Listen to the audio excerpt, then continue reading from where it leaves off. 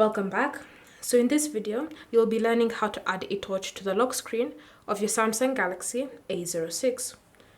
So begin by opening the Settings app. And in Settings, you want to select the option Lock Screen.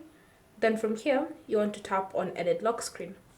Alternatively, you can always just go directly to your lock screen, long press on it, and then if you have a screen lock type, enter it in before being brought to the lock screen editor.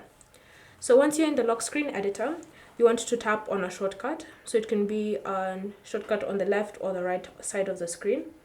Then once you've selected a shortcut, you should see this pop-up menu. Select flashlight so that it replaces that specific shortcut, and then tap on done. Once you've done all of that, you should see the shortcut, you should see the torch on your lock screen of your phone. Thank you for watching. If you have any questions or comments, leave them down below and we'll get back to you.